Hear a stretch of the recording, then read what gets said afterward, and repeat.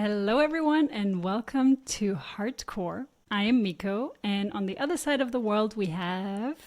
Hey guys, it's Michelle. So today we're going to host our last episode for now or potentially forever. We haven't really decided this yet. So we're going to see where life takes us. It was an amazing journey. Thank you so much for this entire journey, Celestina, and also to you, dear listener, if you've been listening from the beginning or if you're new here. This has been a really fun time and I learned a lot, and I appreciate also your insights throughout this whole thing, another perspective, another way of seeing things. And yeah, let's see where we're going. It doesn't mean that we're stopping whatever it is we're doing on the side. So Celestina is still a registered dietitian and she's still happy to take you under her wing when it comes to human design and nutrition or whatever her new paths are going to look like. Great questions. Great questions. And opportunity is also still going to be there. Human design readings are still available and courses, and we're going to be hosting retreats soon. So those are all things to look forward to. But for this episode, we wanted to leave you with something that will help you implement human design into real life. And that's why we've decided to help you integrate the human design experiment, quote unquote, into your everyday life. Yeah. What stood out for me when I found human design is that I felt it was maybe the only self-discovery tool, if you will, that didn't box me in. I feel like everything else that I sought out, I felt boxed in. And you can do that if you're just like super hardcore about your chart and you live and die by your chart. But like there's so much more to that. And that's where the actual experimentation comes into play. Yes, you know your profile. Yes, you know your strategy and your authority. But putting that into practice is different than feeling boxed in and what I found sometimes making excuses because of your authority, your strategy, your profile. So we're going to go through some practical ways to do it and then get a little bit woo-woo as we normally do here for you guys as well. So demystifying this process of the experiment, like what does that mean? That means that everything that we've discussed over the course of 70-ish episodes, there are pieces of it that are probably reflected in your charts or in the charts of people you know, or if you're going back to the episodes where we talked about famous people to better understand how that uniqueness can present itself, learning about that to an extent, but then also going out into the world and making decisions based off of the youest you. Right? That experiment and listening to your body, your personal decision-making center. And there may be a couple of different parts of your body telling you what to do in different moments of time.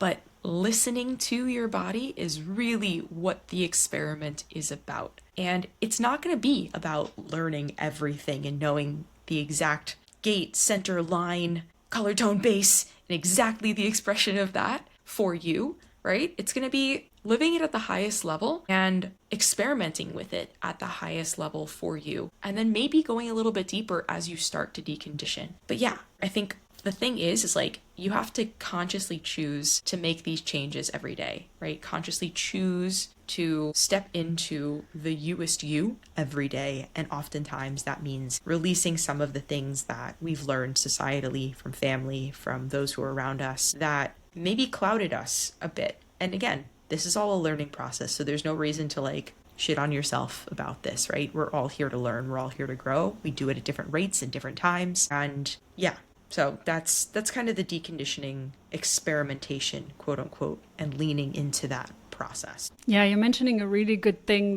that's also the reason why in the human design community it's called experiment. Because it's really about stepping into action, not just consuming, and wondering, have I figured it out yet? But all you really need to know is your strategy and your inner authority to get started. And a lot of times, all this information can become super confusing as well. So the more you know, the harder it is a lot of times. To me, this was with meditation. When I first started meditation, I had no idea about any kind of techniques or tools or what to focus on or anything.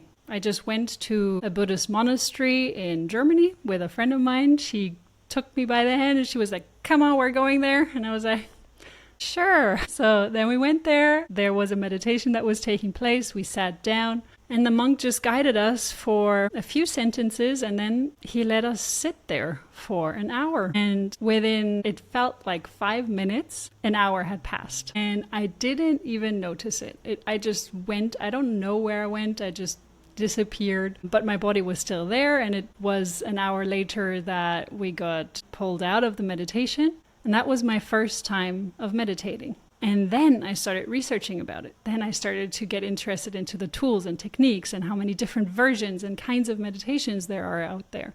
And it started to become more and more and more difficult because I knew so much more about meditation. My mind thought that it knew so much more about meditation. And I feel like a lot of times this is the same with human design, that the more you know, the more you start to box yourself in, not because the system itself boxes you in, but because you think that you know and understand what it is you should be doing. And when you're starting to really just listen to your strategy or follow your strategy and listen to your inner authority, so the physical symptoms, quote unquote, or the physical impulses that your body gives you when you're making the right type of decision or the wrong type of decision. That is really what you need to learn to hone in on. And that is why Ra, for example, said that the deconditioning process takes at least 7 years and it continues. It doesn't stop at 7 years. You're not deconditioned in 7 years according to him. It just continues in 7 year steps. And I personally don't believe that entirely because I think there are many ways, not just human design, that help you connect with this inner intuition or inner authority. And there are just different pathways on how to get to know how your intuition speaks to you. To me, human design is just hey, your inner authority is for us, the ego. And once we understand how the ego works, we can have an easier time understanding what that intuition means for us. How does it speak to us? And if I would have just had to figure out what is my intuition and I didn't have any kind of direction, and I feel like human design gives you a bit of a direction, I would still maybe be confused as to how my intuition speaks to me. And even now, with all this knowledge about our inner authority, we still have moments where it's like, okay, I feel like I should take this decision, but I'm taking a completely different one. And the important thing here becomes that when you're following your strategy and authority, you start to lose people around you because you're starting to become more yourself. So the wrong people will fall away and the right people will come.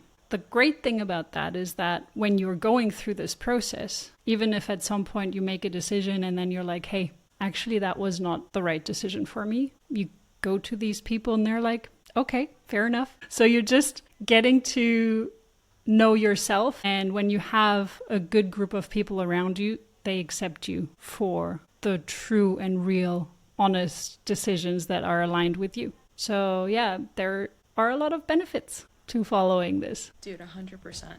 And I think because this is a hardcore podcast and we are both ego authorities, this, like, our experience probably isn't going to resonate with everyone, but if you guys are out there listening and you're also an ego authority, this may be helpful. I've mentioned it before, I don't always have a heart pull towards something, right? Like, not that I'm, like, in the last maybe 4 or 5 months, I've become a lot more in tune with my body, which has been so nice.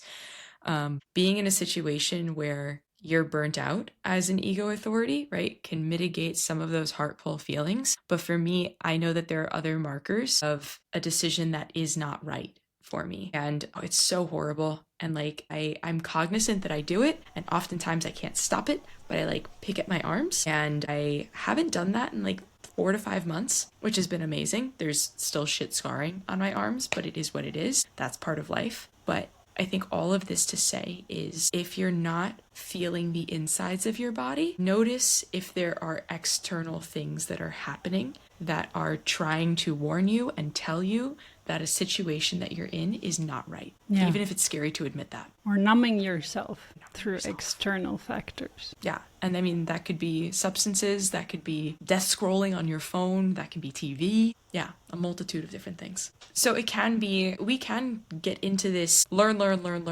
mentality. And honestly, I think I did that similarly to you. Like when you started learning about meditation, I think I did that with human design, because contextually, for whatever reason, we want to know more, because I think we are groomed, if you will, to like not trust our bodies as humans. I think adults like our age with their kids now are doing a better job to, one, help their kids like tune into their emotions and like understand where their emotions are, and also maybe listen to their gut feelings, not only when they're hungry and full and satiated, but also like that intuition piece. So I'm interested to see how Gen Alpha and Gen Beta like lean into this, and maybe there's a bit less deconditioning on their ends because they are learning how to trust themselves, which would be dope. But for us millennials, Gen Zs, Gen Xers, and beyond, we've been pretty conditioned. So rather than getting stuck in that cycle of just learning, reading, even if you are a one line and you need to know all of the things, right? Like that can be the challenging part of how do I live my experiment and be okay with not knowing everything?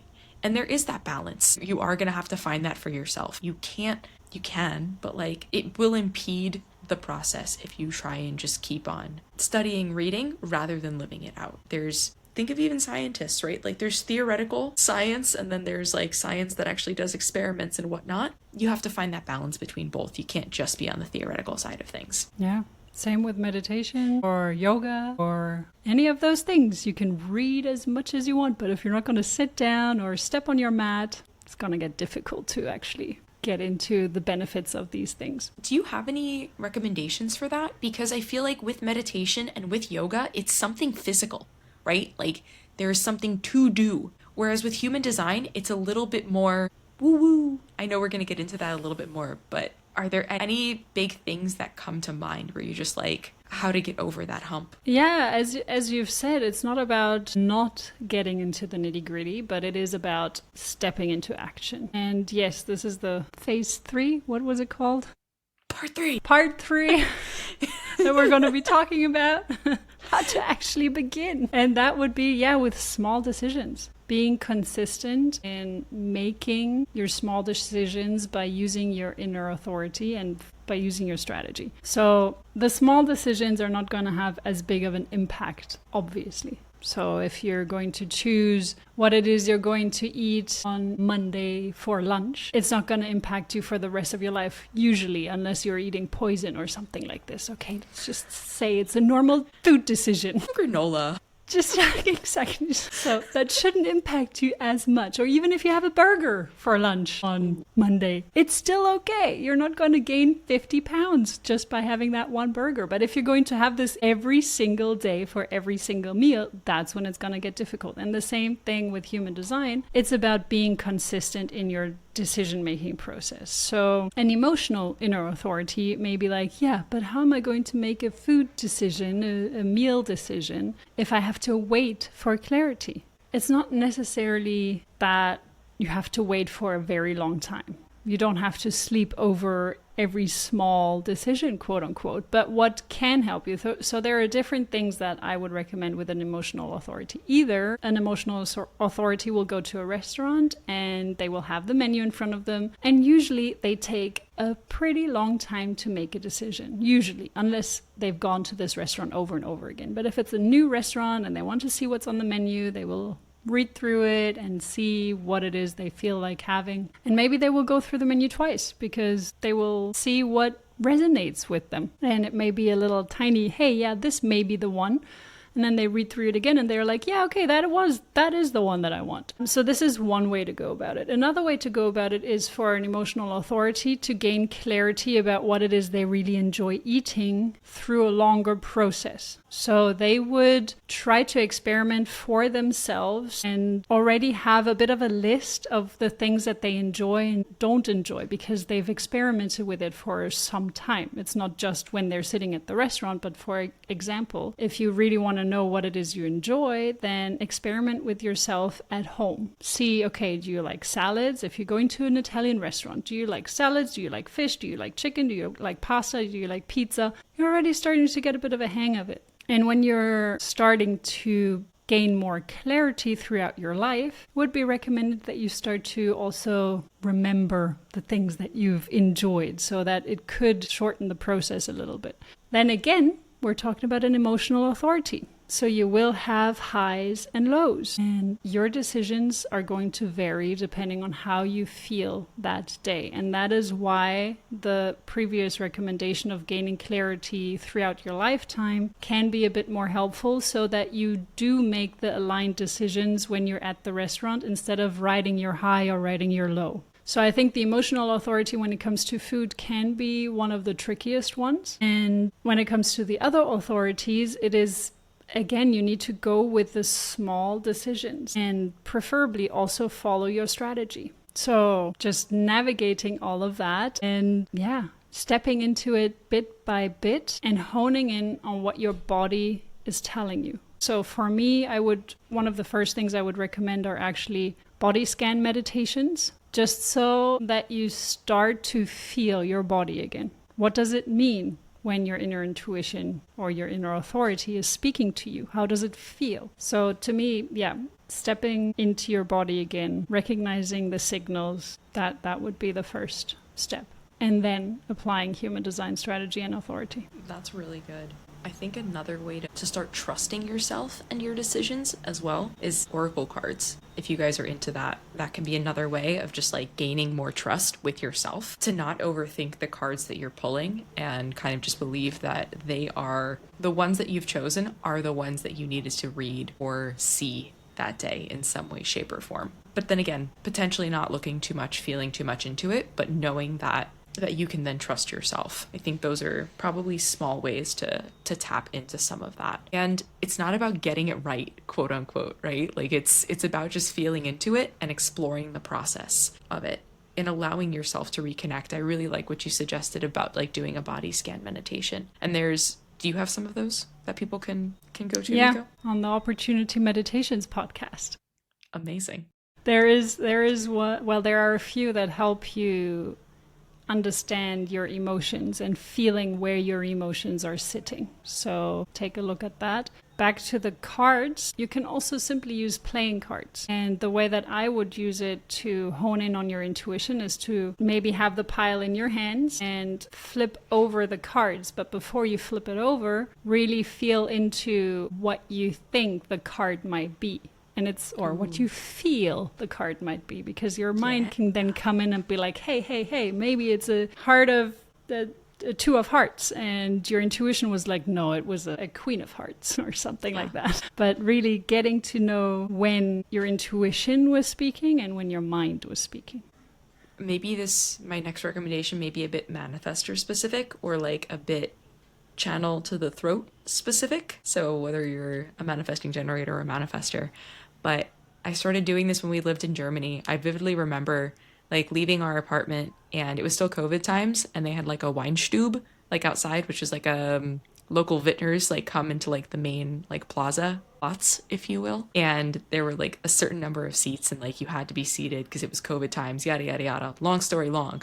I vividly remember leaving our apartment and being like, we are going to find seats in the Weinstube closest to the house. And just saying it, right? Like there was intent and but there was intent behind it, and I genuinely believed it. And honestly, like 99.9% of the time when I said that, we found a seat at the place that we wanted to be. So for the manifestors and manifesting generators out there, it's a fun little thing to do to use your voice. And I also find connecting it to whatever gate you have in your throat can be an easier link to it. So the statements that I have are I have and I believe. So when I phrased those when I was first starting out, I was really trying to use the I have and I believe to just connect to it a little bit more. So if you do have gates in your throat, that can be a fun way to play around with this experiment in real life as well. Yeah, that's a really good point. I mean, a lot of times in human design, it is about waiting for something. Every type has to have patience.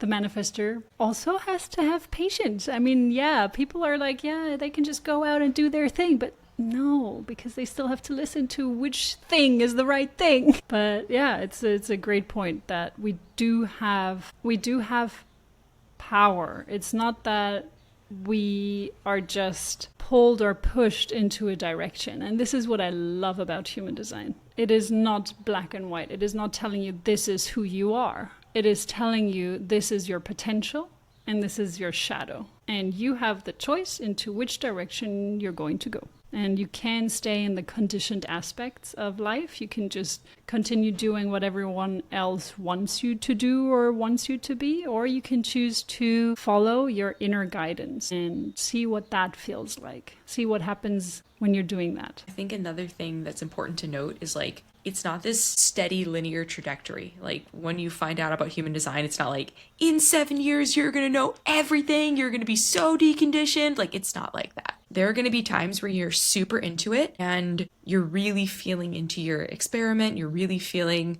the changes that you've made. And there are going to be times when you forget that human design is a thing and you kind of just, you go down this, it's not necessarily a hole, but like life happens and it's something that's maybe on the back burner and there isn't necessarily more progress in your deconditioning. You kind of just stay stagnant as to where you're at. And then something in life spurs it back up again where you're just like, why am I facing this challenge over and over again?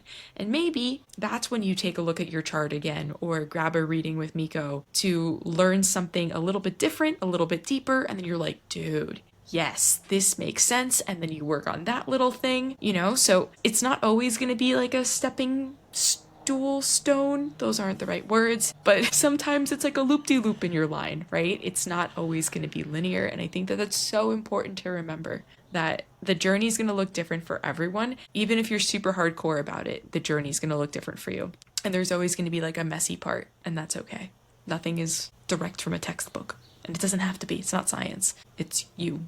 And you're feeling into it. I feel like the human design experiment is your self-love journey. That's what I would refer to it. And it is because it is about getting to know who you truly are. And that happens through listening to your intuition. Human design is just helping you kind of narrow it down. Instead of having all the options of what is intuition, you're like, okay, it speaks to you like this. And to me, this is what is the helpful thing about it. It just helps you love yourself more, accept yourself more for all that you are. And yeah, it's never linear. It's always up and down. And sometimes you're facing so many challenges that you're like, okay, I'm done. I don't want to do this anymore. Why am I getting so many hurdles to jump over?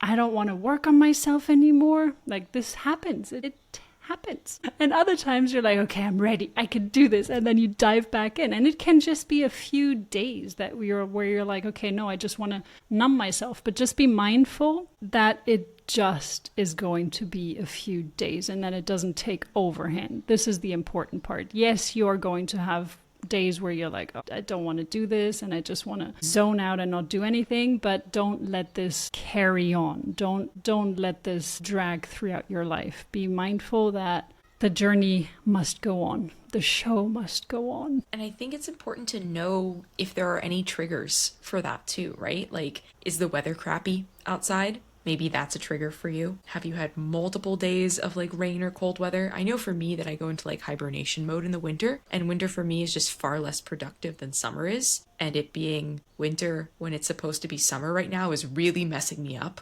let me tell you. But I think direct light, girl, there's a whole other thing we could talk about that. But like, whoo, yeah. So I think if you do want to bring some science into it, you can track this for yourself, right? Like, are there different triggers for you? Is it a person in your life? And if so, maybe, as Miko said, right? Like, not everyone is for us in every season of our lives. And sometimes that sucks, but sometimes it's really healthy for you because the only person that really matters in all of this is you. So pay attention to maybe some of those triggers. Track when you have an emotional high, if you are an emotional authority. I feel like that's probably the most challenging one. We've said this before, but it's probably the most challenging one to kind of get a grip on the emotional flows. And I mean, with an ego authority, I never know when I'm going to have a heart pull towards something. You know what I mean? It could be days, weeks, months. I don't know. But at least with an emotional authority, you can kind of get an idea of when you're in an emotional low and when you're in an emotional high. And maybe if you're a woman, maybe that's in sync with your cycle. Maybe that's lunarly. Those aren't words. Loony. in sync with the moon. Dude, especially if you're a reflector, like really feeling into your 28-day cycle, your personal 28-day cycle, in flux with the moon or in flow with the moon. Really feel into that. So if you want to bring like that science piece of it, into your journey, into your experiment, track some of that stuff, because that's going to be significantly more helpful. Or if you're feeling off, bring the transits in and be like, I know this isn't my energy. Why do I feel like this today? And I've found that to be really helpful when I feel off and not myself. It's usually transit related, and it's usually illuminating my emotional solar plexus, and that's not my norm. So take that into account into your journey as well, if you want to gain better insights as to what your energy is versus external factors that may be influencing your energy as well. Absolutely. Totally agree. So now that we've talked a little bit about how to do it, also how to not do it, let's talk about some of the common pitfalls, apart from just focusing on the theory of things. One thing would be to try and rush the deconditioning process. According to Ra, as we said, it's at least 7 years, and it continues. It doesn't stop at 7 years, so don't even get your hopes up. But it's like going to the gym. You can't expect to go to the gym one day and be like, why are my muscles not growing? Why can't I see the difference in the mirror? You're going to have to do it consistently. And that is the same thing with human design, or riding a car, driving a car, not riding a car. Everyone can ride a car, but driving a car is the same thing. You're not going to get it from the first moment you step into the car. So human design, again, you just need to practice it and try it and see what works, see what doesn't work, feel into yourself. The other thing is comparing yourself is also not going to help, because every human design chart is so unique. It is so unique even if you are a twin. So even if you're born just a minute apart, same place, same person, just a minute apart, there are going to be slight differences, but beyond that, you are living two different lives. You are in two different bodies. You're going to experience very different things. You're going to encounter different people. You're going to have different challenges in childhood or in teenage years or in adult life. You're going to have different partners, etc., etc. And that has an impact on your chart. So as a human design reader, we always have the choice to see the potential, but we can also see the shadow. And as twins, you do have the same potential, but it doesn't mean that you have the same character. It doesn't have that you mean that you have the same expression and experiences in life. And that does form your choices. You have two different souls with two different missions on this planet, and you're going to have to make different choices. And in some aspects, you're going to choose the potential, and some you're going to choose your shadow, and the other twin is also going to make different kinds of choices in different situations. So I hope that also demystifies a little bit of the twin differences. Then a lot of people are like, yeah, but we have the same chart. Yeah, but. So I hope that helps a little bit on that. Another thing is to over-identify with your own personal chart. When you're seeing your chart and you're seeing that you're a certain profile, a certain type, a certain incarnation cross, you have certain centers defined and others undefined. You have certain gates with certain lines. If you're going to pin yourself down on this is me, that's going to be very, very difficult, and it's not the right way to go about it. The first and foremost thing that you need to follow is your strategy and your intuition, and that cannot predict what is going to come out of your chart, what is going to get activated, and when it's going to get activated. And I feel like it's a bit like DNA. You know how certain genes are dormant and other genes are coming out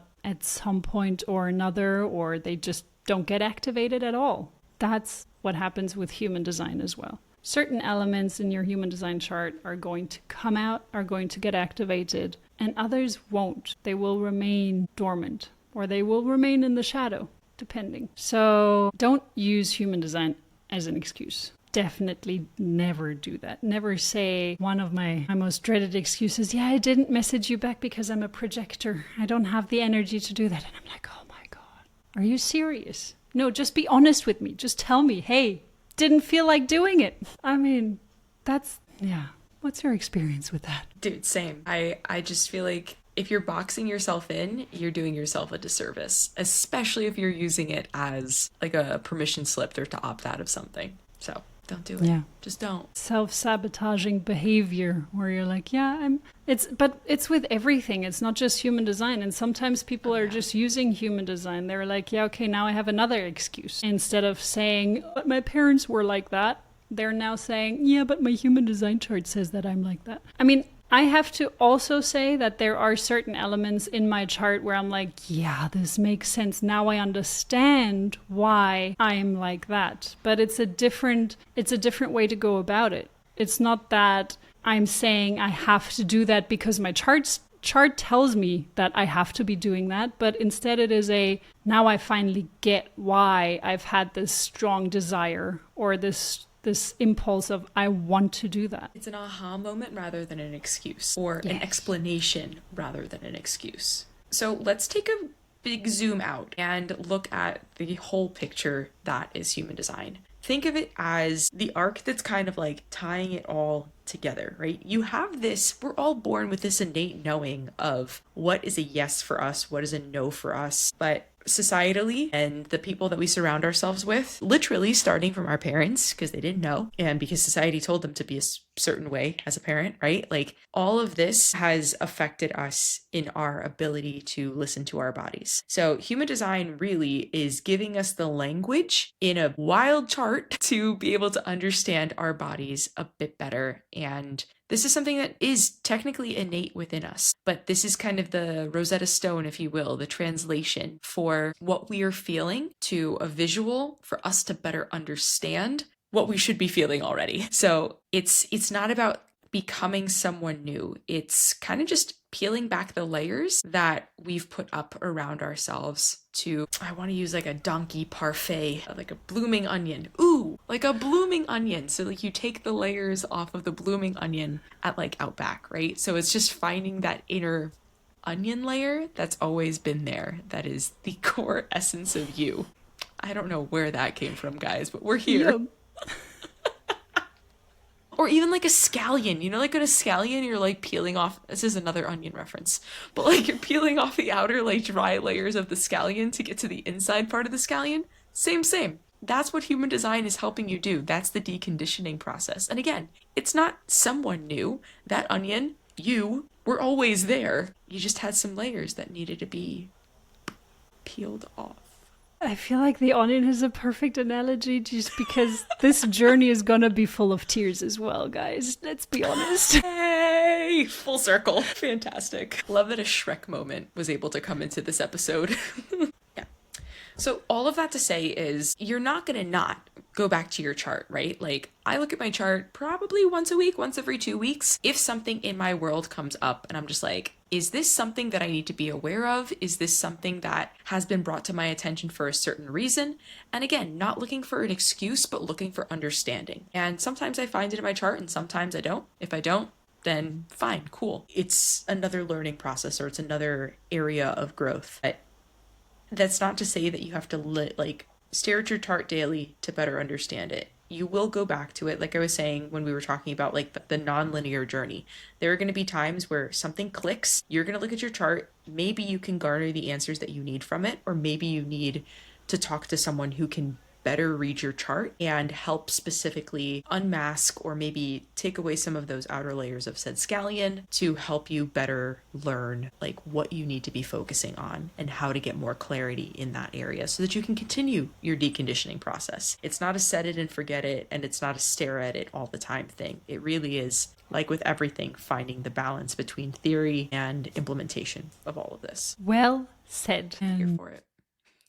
This kind of completes our episode for today, I would say. So we hope that this helps you integrate human design into your life even more after all of the previous episodes, the little cherry on top. Thank you so much for listening, for being here on this journey with us. Thank you so much for being on this journey with me, Celestina. It was really a pleasure. Samesies. So, yeah. If you have any kind of questions for me or for Celestina, let us know, message us, email us. We're still here. We'll still receive the emails. And We wish you all the very best, and let's see what the future has in store for us. Ciao, guys. Bye, everyone. Hardcore, the Human Design Podcast.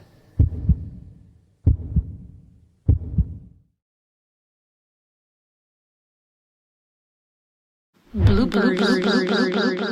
I'm just gonna put a little marky poo on that. There's gonna be some great bloops. Dope. Part 4. So now that we've talked about... What did we talk about?